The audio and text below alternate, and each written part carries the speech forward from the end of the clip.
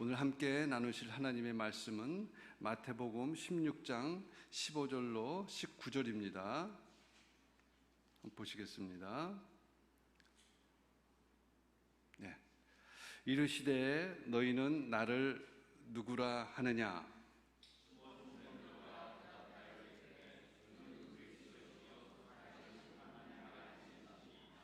예수께서 대답하여 이르시되 바요나 시몬아 내가 복이 있도다. 이를 내게 알게 하니는 혈육이 아니요 하늘에 계신 내 아버지시니라.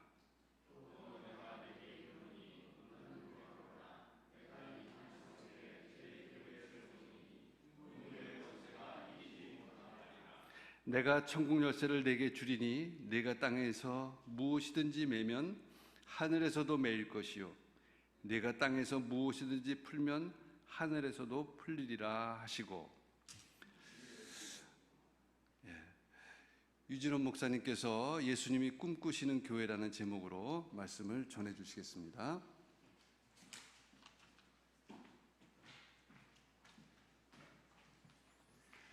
할렐루야.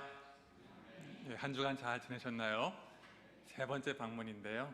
세 번째 뵈니까 더 친숙해지고 또 하나님께서 또 우리 이 교회를 향한 또 특별한 은혜를 더 구하게 되는 것 같습니다. 우리 그동안에 제가 세 번의 메시지, 오늘까지 포함해서 세 번의 메시지를 준비했는데요. 기억하시는지 모르겠지만 정말 기도하면서 준비했습니다. 첫 번째는 우리 폭풍 가운데에서 우리 내면의 폭풍까지도 잠재워 주시는 그 은혜를 여러분이 꼭 경험했으면 좋겠다. 그리고 기도는 우리가 주님을 간절히 붙잡는 것뿐만 아니라 그분이 나를 붙잡는 경험, 이것이 기도다. 오늘은 세 번째 교회에 대해서 같이 좀 말씀을 나누고자 합니다. 아까 광고하신 것처럼 예배 이후에 목회에 대해서 알고 싶은 것들이 있으신 것 같아서 제가 부족한 아마 좀 전할 텐데요.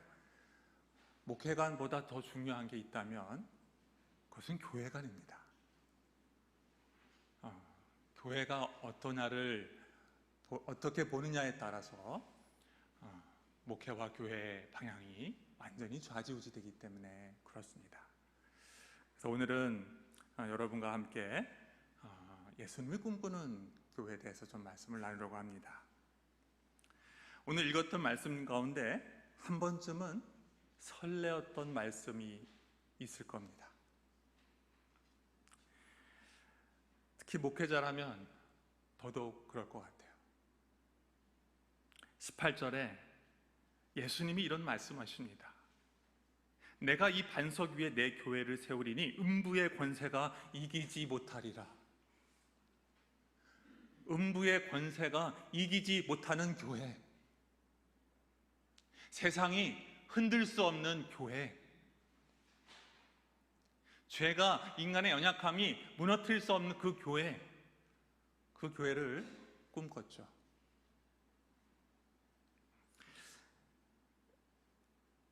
한국 교회의 많은 캐치프레이즈 중에 하나가 전 교회마다 공유되었던 적이 있었습니다.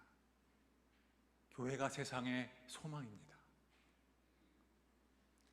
그 가슴이 벅차고 그렇게 되기를 바랬고 또 그렇게 많이 헌신했습니다. 그런데 어느 날 그 캐치프레이즈가 기도 제목이 되는 것을 보았어요. 하나님께 무릎을 꿇으면서 주님께 묻고 있더라고요. 주님, 연약한 이 한국 교회가 정말 소망입니까? 하나님, 깨지고 신음하는 이 교회가 소망인가요? 여러분, 교회 어릴 때부터 다니신 분도 많이 계실 텐데 추억이 있으시죠? 교회 생각하면 떠오르는 거 있을 겁니다. 어떤 좋은 기억이 있으십니까? 교회에서 믿음의 친구들, 또 본이 되는 선배님들, 교회에서 숱하게 기도하면서 응답받았던 것들, 나를 따뜻하게 이끌어줬던 가족 같은 사람들, 하나님의 일을 감당하면서 그 보람, 기쁨 있었죠. 있을 겁니다. 반면에 양가 감정이 있어요. 교회 하면은 어떤 감정이 있나요? 아쉬움? 왜 그때 그런 일이 있었을까? 속상함? 그것들이 우리 마음에 막 몰려옵니다. 그때 우리 마음속에 하나님 앞에 묻죠. 신실한 교인이라면 하나님, 교회는 무엇이고 교회는 어떻게 가야 하나요? 그때 우리는 반드시 돌아가야 할 곳이 하나 있습니다. 어디로 돌아가야 되나요? 말씀입니다.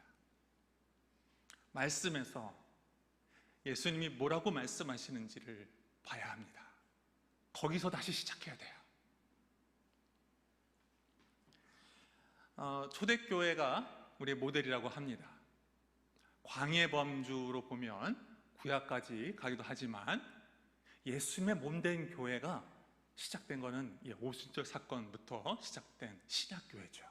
그런데 이 오순절 사건 이전에 교회란 단어를 예수님이 쓰신 적이 있습니다.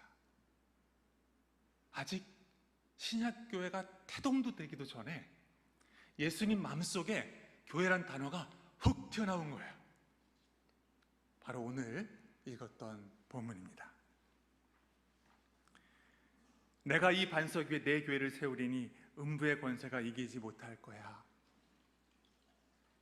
이 말씀을 통해서 예수님이 꿈꾸는 교회가 있다는 것, 그리고 그 꿈꾸는 교회가 어떤 특징이 있는지를 같이 나눠보도록 하겠습니다. 첫 번째, 예수님이 꿈꾸는 교회의 특징은요, 분명한 신앙 고백 위에 세워진 교회입니다. 분명한 신앙 고백 위에 세워진 교회예요. 전제가 하나 있습니다. 많이들 배우셨죠? 교회에 대해서. 교회는 건물이 아니고 뭐다? 공동체다. 교회란 단어는 중의적 표현을 많이 씁니다. 우리 오늘 주일 아침인데 우리 같이 교회 가자. 이건 무슨 뜻이에요? 주일날 함께 주일날 예배드리자, 이런 뜻이죠. 너희 교회 어디 있어? 우리 교회 청계산역 부근에 있지. 그거는 이제 건물 의미를 갖고 있어요. 우리가 통상적으로 이런 표현을 많이 쓰지만 엄밀히 말하면 교회는 사실은 사람입니다. 공동체예요. 그래서 혹시 그런 거 보신 적 있으세요? 서울 시내에 이렇게 제가 버스를 타고 가다가 굉장히 고지식한 목사님이신 것 같아요. 바로 잡고 싶으셨던 모양이죠. 교회 간판에 이렇게 돼 있더라고요. 땡땡땡 교회 예배당, 이렇게 돼 있더라고요. 이해되시죠? 이 건물은 예배당이라는 거예요.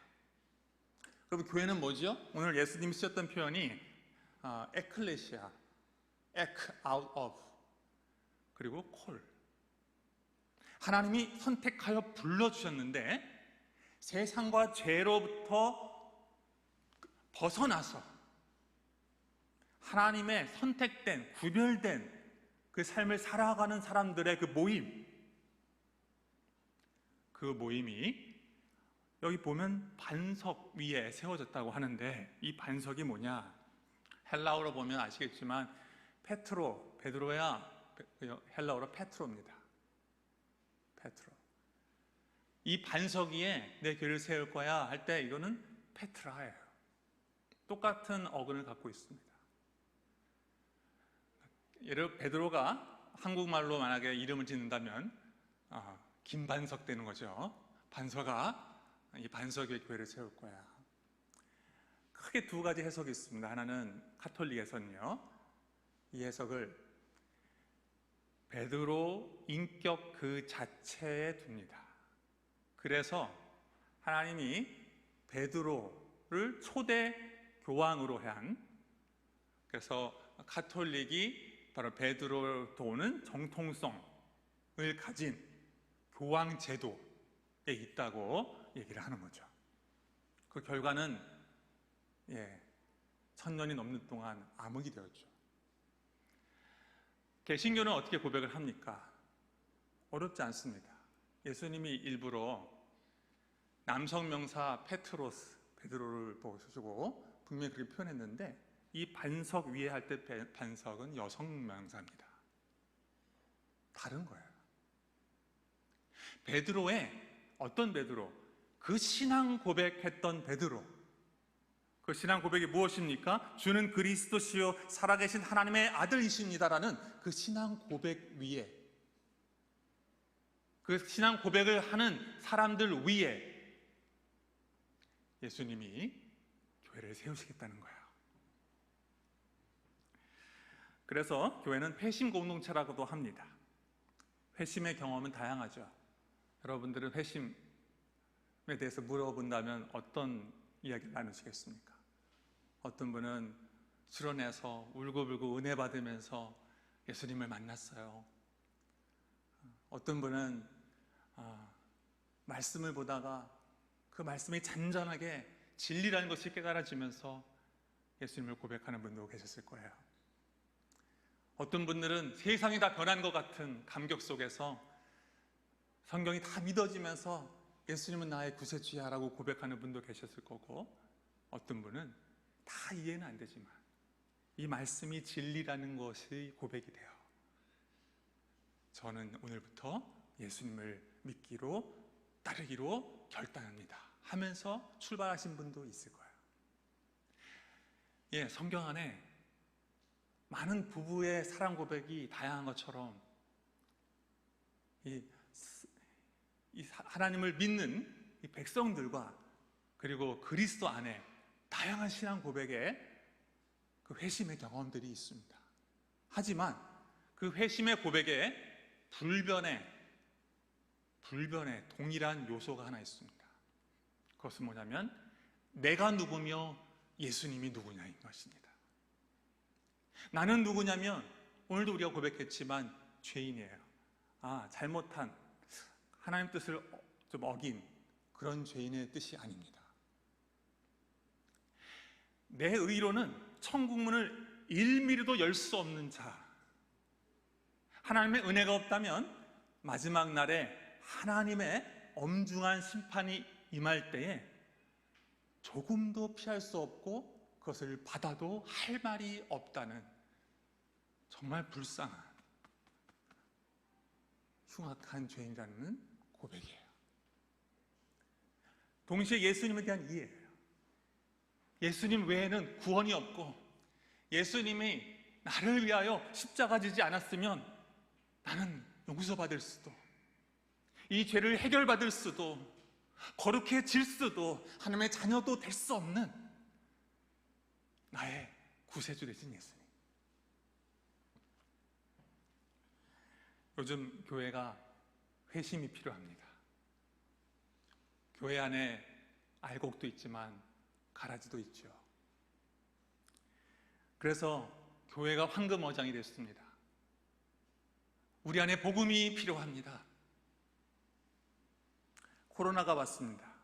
한국 교회가 많이 어려웠어요. 약 1만 교회 정도가 문을 닫았다는 통계도 있습니다. 그런데 코로나가 주는 기회라고 할까요? 그것이 하나 있습니다. 교회 안에 어정쩡했던 분들이 교회를 떠났어요. 그 분들을 뭐라고 표현해요? 가나안 성도. 가나안 성도들이 다 믿음이 없는 건 아닙니다. 진실한 믿음이 있는 분도 계시지만, 여하튼 교회론의 문제가 있던, 구원관의 문제가 있던, 아픔이 있던, 혹은 세속에 빠졌던 교회를 떠나신 분들이 구별이 되기 시작했어요. 이제 그분들이 다시 복음이 들어야 될 분들이라는 것을 알게 됐어요. 기회가 온 거예요. 저는 이제 침례교 목사입니다. 침례교와 또 장로교, 저도 뭐 장로교 친구도 되게 많고요. 장로교 목사님 친구도, 동역자도 많은데, 다 포용하고 다 공유하는데 한 가지가 다른 게 있습니다. 그게 뭐냐면 유아 세례를 주지 않습니다. 누구한테만 침례를 주냐면, 혹은 세례를 주냐면 본인의 입으로 예수님 외에는 나는 살 수 없다고, 예수님이 나를 구원해 주셨다고, 이 진정한 고백이 있는 고백한 자에게만 침례를 줘요. 그리고 그 고백을 한 사람들과 함께 주의 만찬을 합니다. 오해는 하지 마십시오. 예. 열린 사람, 추구자분들한테도 우리 마음을 열어야 됩니다. 이 교회에 어떠한 사람들 다 와서 같이 예배도 드릴 수 있고 말씀을 들을 수도 있고 소그룹에 속할 수도 있어요. 아픈 사람, 마음이 아픈 사람, 중독이 심한 사람, 세상적으로 푹 빠졌는데 고민되지만 뭔가 진리를 알고 싶은 사람, 누구든지 다 올 수 있습니다. 그런데 한 가지 차이점이 있습니다. 진정한 성도들은 그들 옆에서 기다립니다. 기도합니다. 언제까지요? 그분들이 말씀을 통해서 살아계신 하나님을 경험하고 예수님을 믿는 믿음이 생겨서 거듭나는 기쁨이 생길 때 성도라 말하며 손을 잡아줍니다. 그 전에도 사랑하지만 회심의 기쁨 속에 다 함께 그 신앙 고백을 드렸을 때는 축하해 주죠. 예수님이 원하시는 교회는 무엇이었냐면 명확한 신앙 고백이 있는, 정말 예수님을 사랑하는, 정말 예수님을 따르는 그 공동체, 그 신앙 위에 예수님은 자신의 교회를 세우시겠다고 말씀하십니다. 우리 바라는 것은 우리 한빛교회가 바로 이런 회심의 은혜가 충만한 교회가 되시기를 바랍니다. 두 번째, 예수님이 꿈꾸는 교회의 특징은 뭐냐?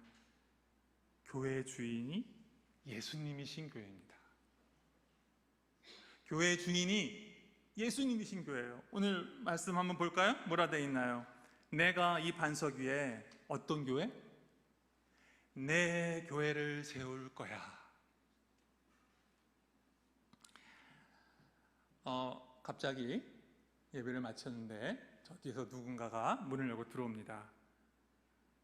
여기 교회 주인이 누구세요? 좀 얘기할 게 있는데 여러분 뭐라고 말씀하시겠습니까? 여러분 뭐라고 말씀하시겠습니까? 목사님이요? 장로님이요? 그게 위원장으로 섬기시는 분일까요? 사회생활 하다 보면 교회도 사회에 등록을 해야 되니까 대표라는 건 있어야 필요가 있죠.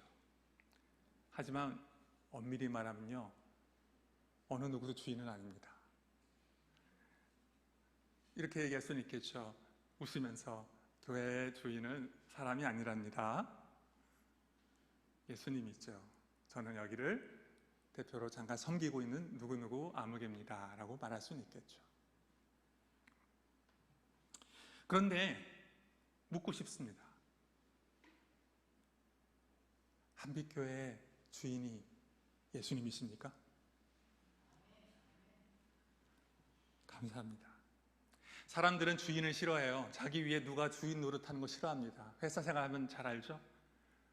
상사 싫어요. 빨리 상사 되고 싶어요. 그런데 특이한 사람들이 있습니다. 스스로 종이 되겠다는 사람들이 있어요. 출애굽기 21장에 보면은 자유를 주겠다는데 귀엽고 주인이 좋다고, 또 주인이 허락해준 그 가족이 좋다고 귓볼에 구멍을 뚫어서 스스로 종이 되겠다 하는 사람이 있어요. 이상하지 않습니까? 그게 사랑의 힘이에요. 혹시 여기도 예전에 고전적인 사랑 고백을 받으신 분 계시지 않나요? 제가 당신의 영원한 종이 되겠어.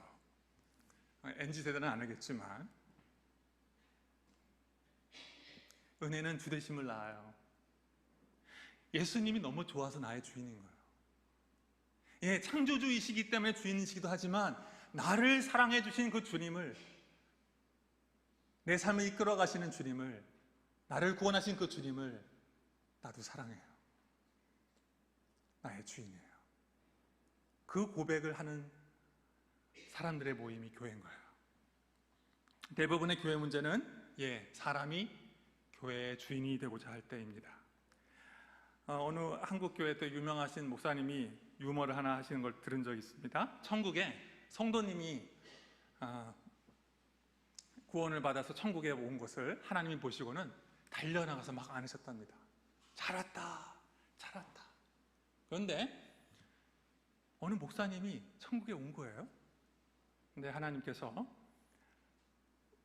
똑같이 일어서서 마중 나가지 않고 자리에 앉은 채로 잘 왔다고 인사하시는 거예요. 그걸 보고 옆에 있는 분이 이상해서, 하나님, 왜 목사님이 오실 때 달려나가서 안아주지 않으세요? 성도님들처럼. 내가 일어나면 제가 내 자리 뺏을까 봐.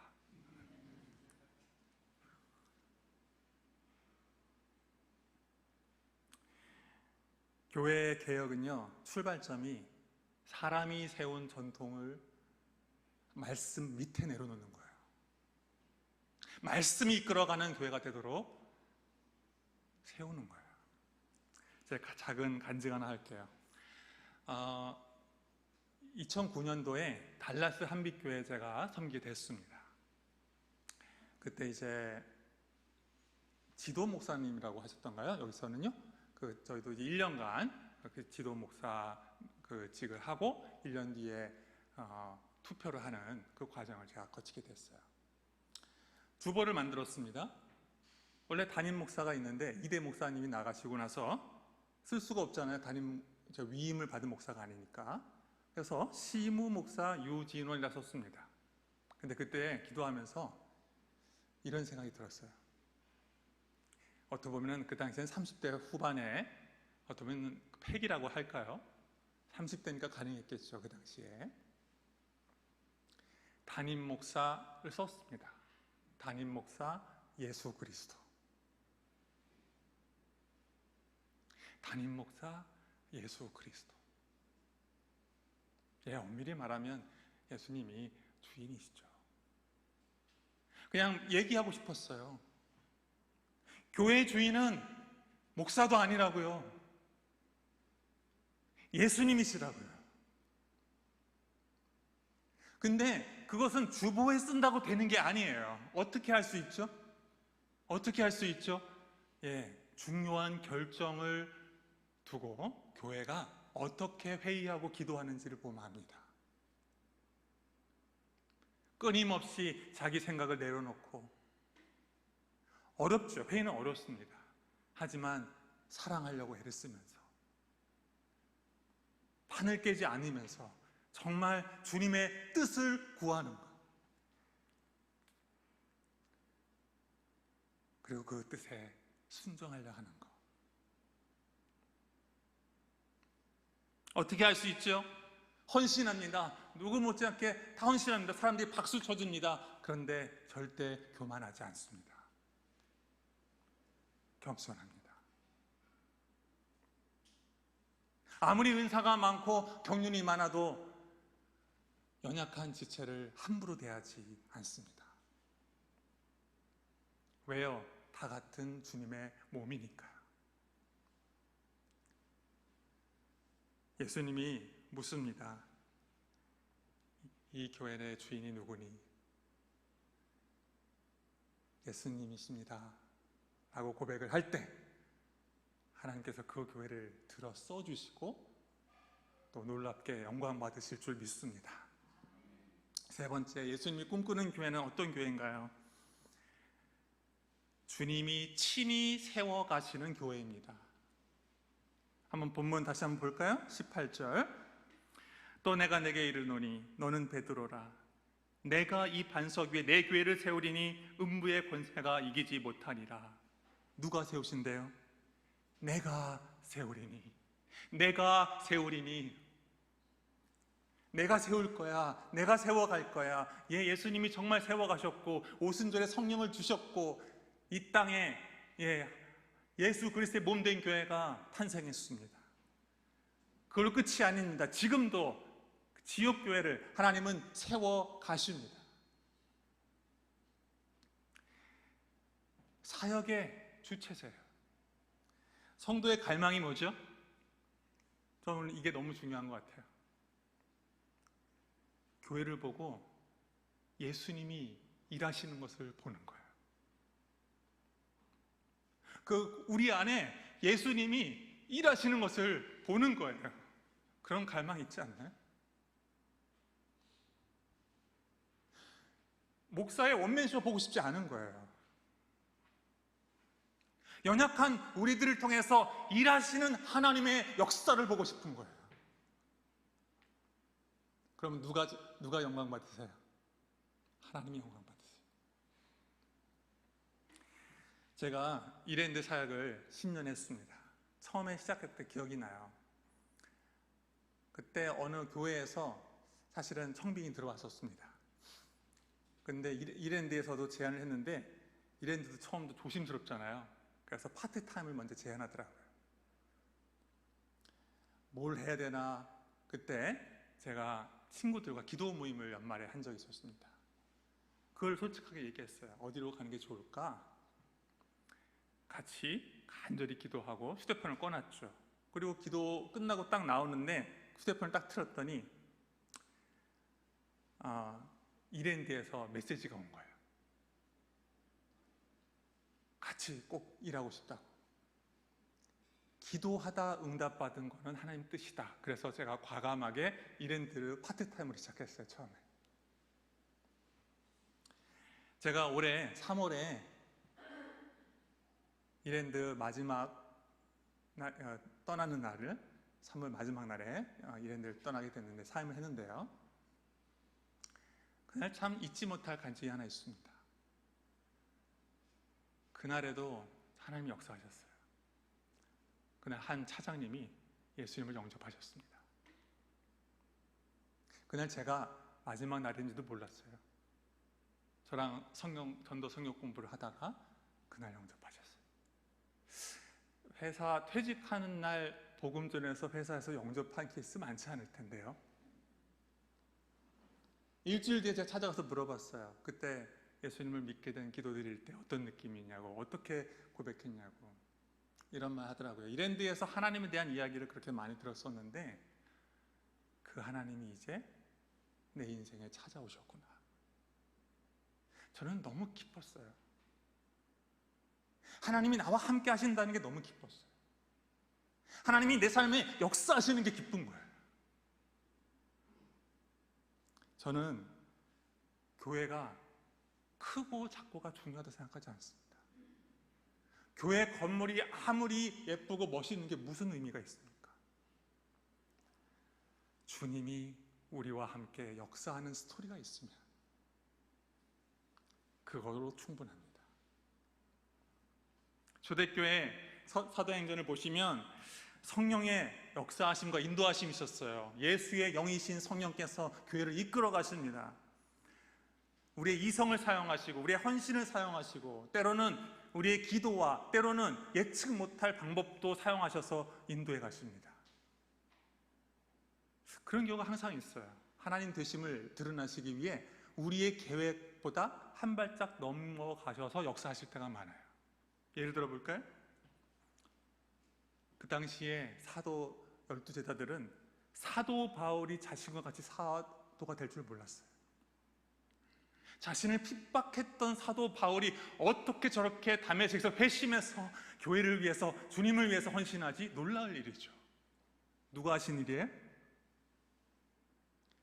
주님이 하신 일이죠.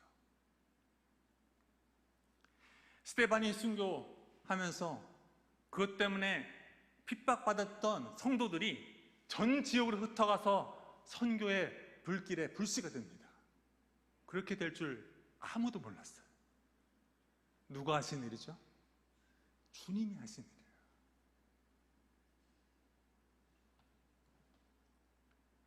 예루살렘 교회가 강력한 가장 위대한 교회고 아마 사역을 한다면 예루살렘 교회가 다 진두지휘할 줄 알았어요. 그런데 안디옥 교회가 선교의 교두보 역할을 하기 시작합니다. 누가 하신 일이죠? 사도 바울이 로마의 복음을 전하고 싶었어요. 그 방식이 너무 재밌습니다. 죄수가 돼가지고 마치 트로이 목마처럼 감옥으로 가서 복음을 전하는 일이 일어날 줄 누가 알았습니까? 주님이 하시는 거예요. 주님이. 오해하지 마십시오. 목사님, 그러면 손 놓고 있으란 말인가요? 아니에요. 내 인생에 그냥 주님이 다 인도하시고 교회에 주님이 다 인도하신다면 나는 그냥 가만히 앉아 있으라는 뜻 아닙니다. 우리가 할 거는 내 삶 가운데 또 이 교회 가운데 역사하시는 하나님의 그 물줄기를 발견하고 동참하는 겁니다. 하나님이 역사하세요. 인도해 가세요. 거기에 우리가 동참하는 거예요.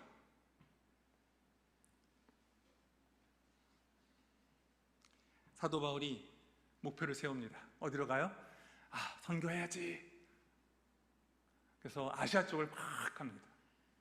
그런데 그 아시아 지역을 막 복음을 전하다가 갑자기 하나님께서 마케도니아 환상을 보여주십니다.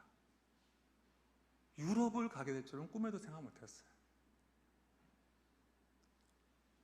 주님이 사도 바울을 이끌어 가십니다. 초대교회를 이끌어 가십니다. 그리고 그 주님이 한빛교회도 이끌어 가실 줄로 믿습니다.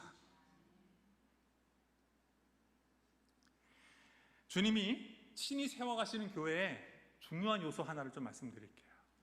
그 하나님이 인도해 가시는, 세워가시는 역사 속에는 은혜가 있어요. 베드로가 오늘 멋있게 신앙 고백합니다. 어떤 신앙 고백이요?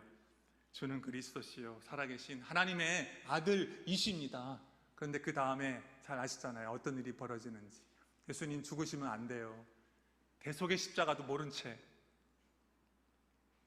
예수님한테 호되게 꾸지람을 받습니다. 멋있는 신앙 고백을 했는데 여전히 약해요. 하나님 앞에 헌신한다고 했는데 넘어지기도 해요. 아름다운 추억과 예수님과 동행하면서 놀라운 축복도 경험했지만 인간의 연약함으로 무릎팍이 깨지기도 했어요. 그런데 예수님이 베드로를 놓지 않아요.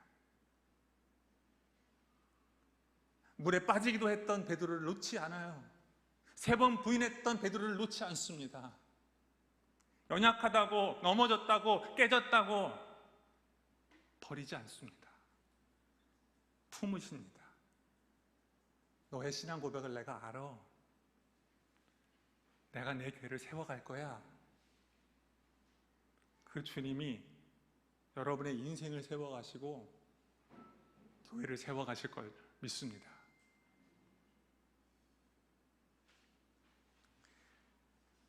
저는 어제 설교 준비하다가 울 뻔했어요.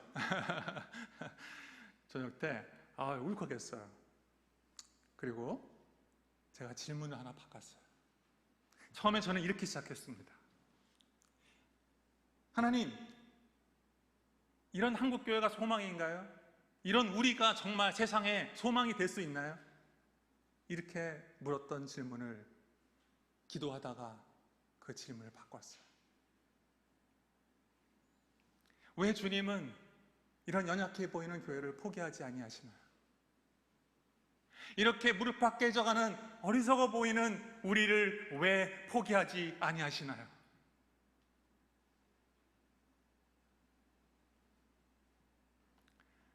자식 버리는 부모는 없다. 핏값으로 산 내 자녀를 난 포기하지 않아. 분명한 신앙 고백이 있다면, 그 공동체가, 그 모임이 내 교회라면 내가 세워갈 거야. 은혜 가운데 세워갈 거야. 오르막 내리막이 있다 할지라도 나는 세워갈 거야. 여러분이 주님을 붙드신다면, 주님을 주인으로 따르기를 작정하신다면, 주님은 여러분의 인생을 은혜 가운데 그리고 아름답게 빚어가시고 인도해 가실 겁니다. 여러분이 분명한 신앙 고백을 하고 예수님을 나의 주인으로 모신다면 한빛교회를, 부족해 보이는 우리를 빚어가시고 세워가시고 인도하시고 역사하여 주실 것입니다. 포기만 하지 않으면 됩니다. 주님은 포기 안 하세요. 그 신앙 고백을 끝까지 붙드시고 한빛교회가 분명한 신앙 위에 세워진 예수님이 나의 주인이라고 고백하는, 예수님이 주도하시고 세워가시는 그런 예수님이 꿈꾸는 교회가 되시기를 주님의 이름으로 축복합니다. 같이 찬양을 불렀으면 좋겠어요. 뭉클합니다. 교회를 세워주셔서 이 땅을 고쳐주세요. 부르다가 갑자기 그런 마음이 좀 들었어요. 근데 이 땅 고쳐주시기 전에 저도 살짝 먼저 고쳐주시고, 그리고 땅도 고쳐주세요. 이런 생각도 들더라고요. 주님이 교회를 세워가시고 우리를 고치시고 이 땅을 고치실 겁니다. 같이 찬양 드릴까요?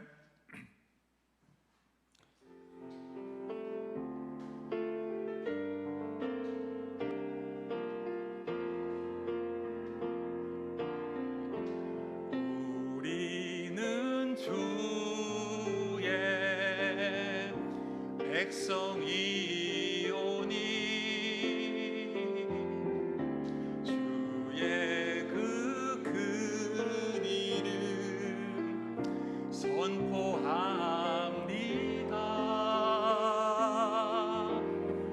이곳 어두운 세상에 빛으로 부르셨네. 주의 얼굴 구할 때 역사하소서.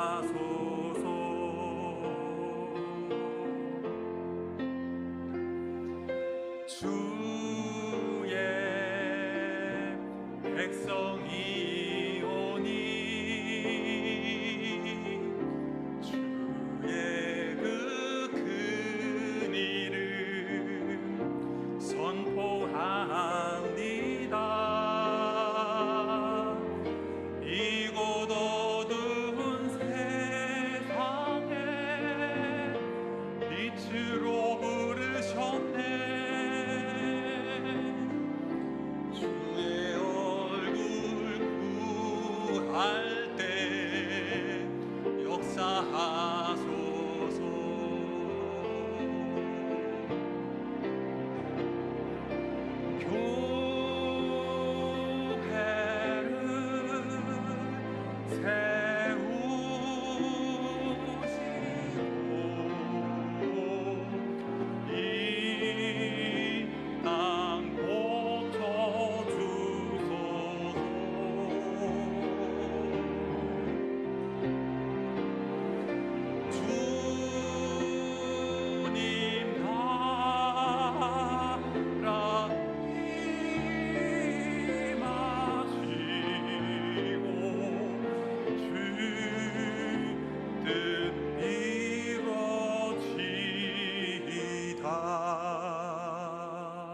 같이 통성으로 한번 기도하겠습니다. 하나님, 이 한빛교회가 주님의 교회가 되게 해주세요.